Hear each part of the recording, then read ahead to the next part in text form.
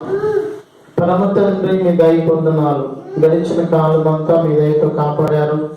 మీ కృపను బట్టి, దాన్ని బట్టి దినం పాదాల దగ్గర ఉన్న ఈ ఆదివారం ఆరాధన జరగడానికి కొన్ని ఈ వైరస్ ప్రాబ్లం బట్టి పరిస్థితులు అనుకూలత లేవు కనుక మేము కూడుకోలేకపోయాం.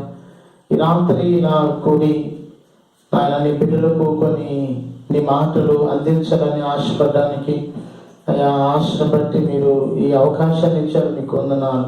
కొన్ని మాటలు నేర్చుకోవడానికి మీరు మాకు అభిషేకం దయచండి. మాతో మాట్లాడండి. వీడియో వీక్షిస్తున్న ప్రతి బిడ్డను మీరు బలపరచండి. బిడ్డలతో మీరు మాట్లాడండి. మీ రాజ్య వారసులను సిద్ధపరచండి. మీకుండే ధన్యత నాకు, మాకు, మా సంఘాలు, గ్రామాలు ప్రతి వారికి దయచి మరి మీ చేతులకు అప్పగించుకుంటే సునామరిస్తున్నాను తండ్రి. Amen. Praise the lord. Hallelujah. ప్రియమైన దేవుని పిల్లలారా, ఈ దినము మనము మత్తయి సువార్త 24వ అధ్యాయం చదివాం. అందరం కూడా మత్తయి సువార్త 24వ అధ్యాయం చదివి అందులో కొన్ని మాటలు నేర్చుకోవాలనుకున్నాం. కానీ పగలు మరి మనకి అవకాశం లేదు కనుక మనం అందరూ కలిసి ఆరాధించలేకపోయాం కనుక ఈ రాత్రి కొన్ని మాటలు ఈ వీడియో ద్వారా మీకు అందించాలని ఆశపడుతూ ఉన్నాను. కనుక కొన్ని మాటలు మాత్రమే మనం చదువుదాం. సంఘముగా కూడుకోవడానికి అవకాశం లేకపోయినా నాతో యువకులిద్దరు నుండి ఈ వీడియో తీయడానికి సహకరిస్తున్నారు కనుక మీకు ఈ వీడియో పెట్టడానికి అవకాశం ఏర్పడుతుంది. కనుక అతి తక్కువ సమయంలో కొన్ని మాటలు మనం నేర్చుకుందాం. మత్తయి సువార్త 24వ అధ్యాయం, ఇది మనం చదివిన అధ్యాయంలో నుండి ఒక వచనాన్ని జ్ఞాపకం చేసుకుందాం. 28వ వచనం చదువుదాం. మత్తయి సువార్త 24వ అధ్యాయం 28వ వచనాన్ని చదువుదాం. పెనుగు ఎక్కడ ఉన్నదో అక్కడ గద్దలు పోగవును. చాలా పీనుగు ఎక్కడ ఉంటుందో గద్దలు అక్కడ పోగవును అనే ఒక మాట ప్రభు చెప్పారు. ఇందులో అనేక విషయాలు మనం నేర్చుకుంటాం. ఆధ్యాత్మికంగా, అక్షరార్థంగా అనేక విషయాలు మనం నేర్చుకుంటాం.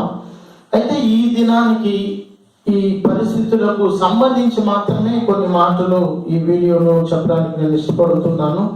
అనేక విషయాలు నేర్చుకోవాలి, కానీ ప్రస్తుతం ఉన్న ఈ కరోనాను బట్టి, ఈ దినాన్ని బట్టి కొన్ని మాటలు మాత్రం మనం అర్థం చేసుకునే ప్రయత్నం చేద్దాం. ఏమంటున్నాడు అంటే, పీను ఎక్కడుందో గద్దలు అక్కడ పోగవుతాయి అన్నప్పుడు ఈ దినాన్ని బట్టి నేను మీకు చెప్పేది ఏమిటంటే, పీను కానీ మనిషి చనిపోతే ఎట్టి పరిస్థితుల్లో ఆ శవాన్ని కాల్చేస్తారు, లేదంటే పూడుస్తారు. కాల్చినా పూడ్చినా ఆ గద్దలు పోగయ్యే ఛాన్స్ లేవు. మరి ఎప్పుడు పోగవుతాయి గద్దలు అంటే ఒకే ఒక సందర్భం, పీనుగు పూడ్చబడకోకుండా, లేక శవాన్ని పాతిపెట్టకుండా, లేక శవాన్ని కాల్చకుండా అది భూమి మీద పడవేయబడినప్పుడు గద్దలు పీకు తినడానికి అవకాశం ఉంటుంది. ఈ దినాలు ఖచ్చితంగా అలాగే కనబడుతున్నాయి మనకి. ఎందుకంటే ఈ కరోనా దెబ్బతో అనేక మంది చనిపోతుంటే, ముఖ్యంగా ఇటలీని మనం జ్ఞాపకం చేసుకుంటే ఆకులు రాలినట్లుగా రాలిపోతున్నారు ప్రజలు. అది ఎంత భయంకరమైన పరిస్థితి. కనుక దేవుని పిల్లరా, వాళ్ళని పూడ్చిపెట్టడానికి లేక వారికి సంబంధించి దహన సంస్కారాలు చేయడానికి అవకాశాలు లేని పరిస్థితి. ఎక్కడ పడితే అక్కడ శవాలు పడి ఉన్న పరిస్థితులను మనం టీవీలో లేక వీడియోలు చూస్తూ ఉన్నాం. సోషల్ మీడియాలో కూడా వైరల్ అవుతున్నాయి. ఆ విషయాలు చూస్తున్నాం. ఎక్కడంటే అక్కడ పడిపోయే పరిస్థితి. యేసుక్రీస్తు రెండవ రాకడ గురించి శిష్యులు అడిగిన సందర్భం మనము 24వ అధ్యాయంలో చదివాం. యేసుక్రీస్తు ప్రభువారు ఒలివల కొండ మీద ఆయన కూర్చున్నప్పుడు శిష్యులు ఏకాంతంగా వచ్చి ప్రభుని అడుగుతున్నారు, ప్రభా, మీ రాకడకు, ఈ యుగ సమాప్తికి సూచనలు ఏంటి, మాతో చెప్పండి, ఎప్పుడు యుగం అంతమైపోద్ది అంటే ప్రభు కొన్ని సూచనలు చెప్పాడు. నా రాకడకు లేక ఈ యుగ సమాప్తికి సూచనలు చెప్తాను అని చెప్తూ ప్రారంభించాయన జనమ మీదకి జనము లేస్తారు, రాజ్యం మీదకి రాజ్యం లేస్తారు, అక్కడక్కడ కరువులు, భూకంపాలు జరుగుతాయి. ఇవన్నీ వేదనలకు ప్రారంభము. ఇవి జరగవలసి ఉంది, ఇవి జరుగుతాయి. కనుక అంత వెంటనే రాదు, ఈ వేదనలు మాత్రం వస్తాయి. మీరు ఇవి గమనించాలి.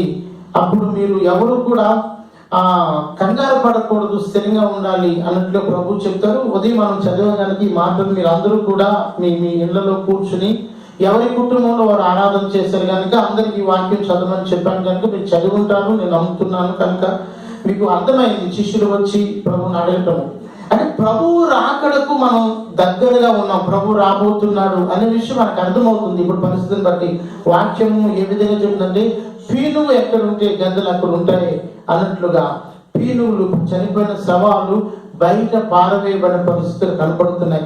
మనం లేఖనముల నుండి ఇర్మియా గ్రంథంలోనికి వెళ్తే కనుక ఇర్మియా గ్రంథం ఒకసారి మీరు చూడగలిగితే 16వ అధ్యాయము, ఇర్మియా గ్రంథము 16వ అధ్యాయము 4వ వచనాన్ని ఒకసారి మనం చదువుతాం. ఇర్మియా గ్రంథం 16వ అధ్యాయము 4వ వచనము.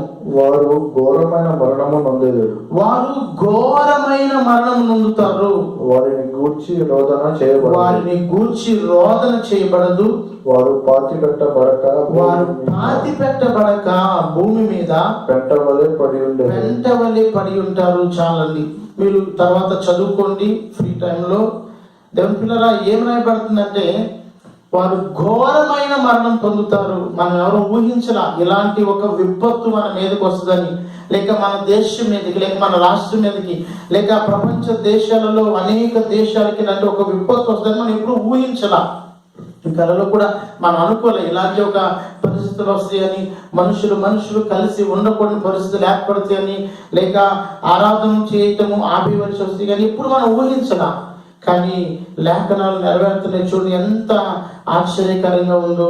ఏమంటుందంటే విచిత్రంగా వారికి ఘోరమైన మరణాలు కలుగుతాయి. ఎవరు ఊహించటలా ఈ కరోనా అనేకుల్ని బలిగొంటూ ఉంది. వారు పాతి పెట్టబడక పెంట వలె పారవేయబడతారు. అంటే పీనుగు ఎక్కడుంటే గద్దలు అక్కడ పోగవుతాయి అన్నట్లుగా.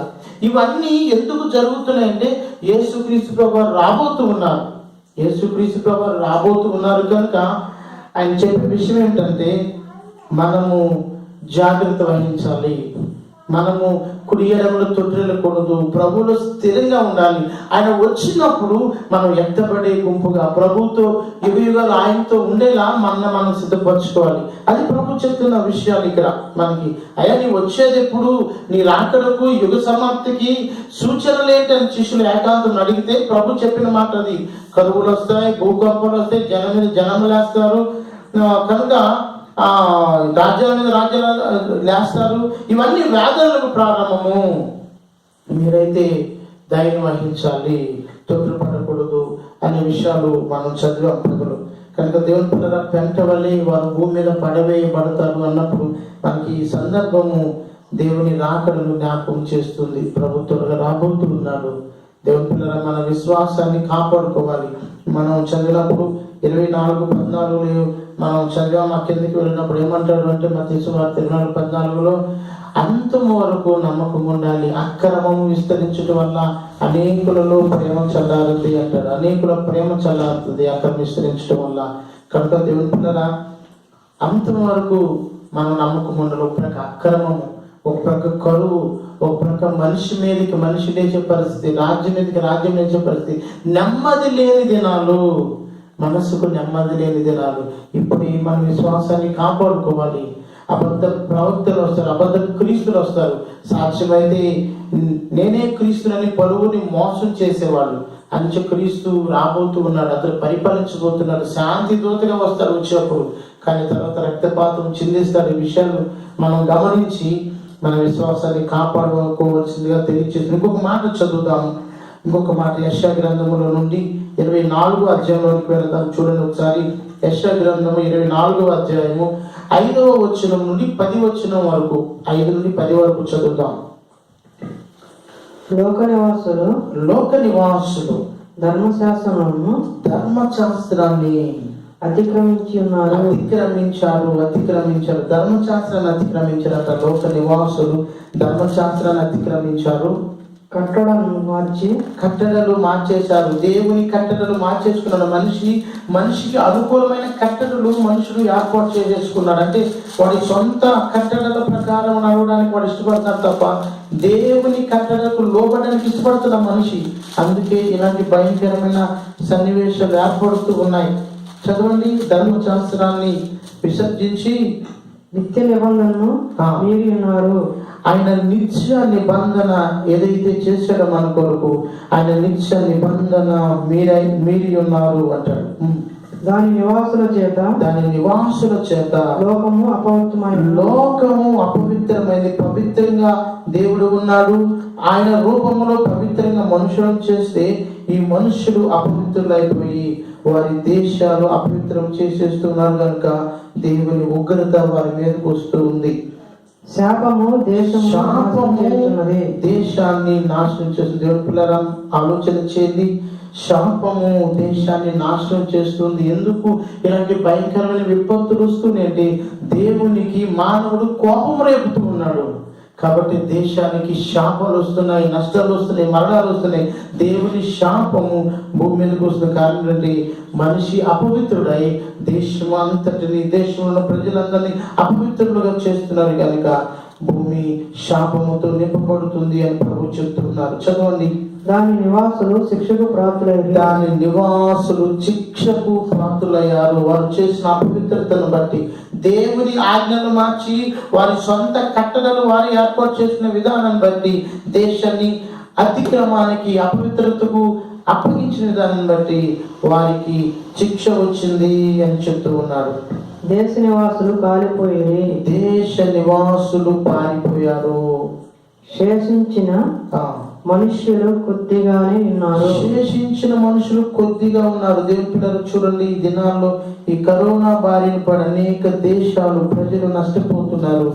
కొద్ది మంది మాత్రమే మిగులుతారేమో అన్న భయం మనకు కలుగుతుంది కదా. కొద్ది మంది మిగులుతారేమో, బహుశా శాసించిన వాళ్ళు కొద్ది మంది అని చెప్తూ ఉన్నారు. చదవండి. కొత్త ద్రాక్ష రసము అంగలార్చుచున్నది. కొత్త ద్రాక్షారసం అంగలార్చడం ఏమిటి? దేవునిరా, ఈ దినం మనం జాగ్రత్తగా ఆలోచన చేస్తే ఉన్న ఈ పరిస్థితులను బట్టి ఎవరు కూడా వాళ్ళ ఇష్టానుసారంగా బయటికి వెళ్ళడానికి, వాళ్ళ ఇష్టానుసారంగా మందు కొనుక్కుని త్రాగడానికి అవకాశాలు లేవు. మందు షాపులన్నీ మూసివేయబడ్డాయి. మందు కొనుక్కోవటంలా. కాబట్టి ముందు ఏం చేస్తుందంటే అంగలారుస్తూ ఉందట. ఈవేళ బార్ షాపులన్నీ క్లోజ్ అయిపోయాయి.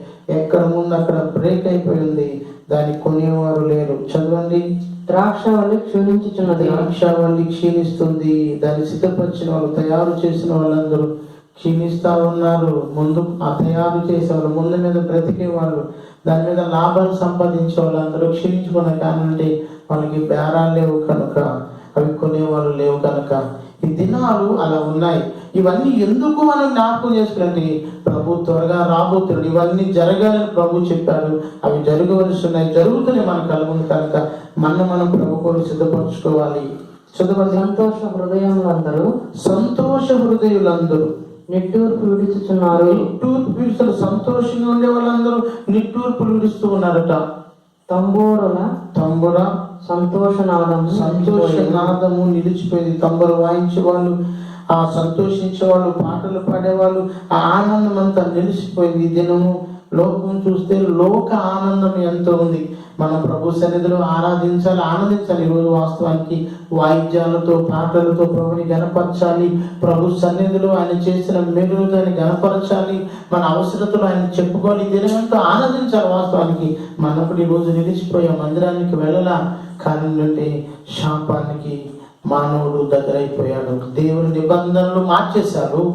వాడి సొంత నిబంధనలు మానవుడు ఏర్పాటు చేస్తున్నాడు కనుక నిలిచిపోయాయి. ఇక లోకానుసారంగా మనం ఆలోచన చేస్తే లోకంలో రకరకాల ఈ సినిమా హాళ్ళని, లేక పబ్బులని, క్లబ్బులని ఎన్నో ఉన్నాయి. సంతోషించే లోకానుసార సంతోషము దుఃఖంగా, నిట్టూర్పుగా మార్చబడింది అని చదువుతున్నాం. చదవండి.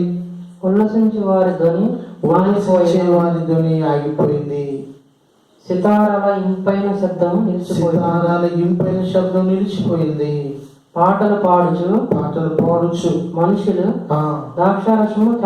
ద్రాక్షారసము త్రాగరు. పానము చేయువారికి మద్యము చేదైపోయింది. వాడికి మద్యం చేదైపోయిందట. నిరాకారమైన పట్టణము నిర్మూలం చేయబడింది. ఎవడు ప్రవేశించకుండా ప్రతి ఇల్లు మూయబడి ఉంది. చాలండి. దేవుని స్తోత్రం. దేవుని పిల్లరా, ఈరోజు అలాగే ఉంది. ఒకరింటికి ఒకరు రానివ్వట్లా. ఎందుకంటే ఈ కరోనా తెస్తారేమని భయం. ప్రతి ఇల్లు మూయబడింది. దేవుని వాక్యం ఏదైతే చెప్తుందో అది నెరవేరుతున్న ఈ దినాల్లో మనము మనం జ్ఞాపకం చేసుకోవాల్సింది ఏంటంటే మన విశ్వాసాన్ని కాపాడుకోవాలి. ఆయన వస్తే మనం ఆయనతో కూడా ఎంత పడకపోతే ఎంత భయంకరమైన పరిస్థితులు ఎదుర్కోవాలి. నరకములో అక్కడ అగ్ని ఆరదు, పురుగు చావదు, భయంకరమైన పరిస్థితులు అవి. కనుక నరకాన్ని మనం తప్పించుకోవాలంటే, పరలోకాన్ని పొందుకోవాలంటే దేవుని సన్నిధిలో నమ్మకమైన పిల్లలు ఉండాలి. శ్రమలు కలిగినప్పుడు మరి ఎక్కువ నమ్మకంగా ప్రభు సన్నిధిలో ఉండాలి. ఎవరి ఇల్లు వారికి అయిపోయింది, ఎవరి ఇంట్లో వాడు తలుపులు వేసుకుని ఉంటూ ఉన్నాం ఈ దినాలు. వాక్యం చెప్పినట్లు ప్రతి ఇల్లు మూయబడింది. ప్రక్క ఇంటి వాళ్ళు రావడానికి లేదు, ప్రక్క ఊరు వాళ్ళు రావడానికి లేదు. మంత్రిపాలెంలో ఈ మధ్యకాలంలో ఒక 2-3 రోజుల క్రితం ఒకతను చనిపోయాడు. మామూలుగానే చనిపోయాడు, పెద్దవాడై చనిపోయాడు.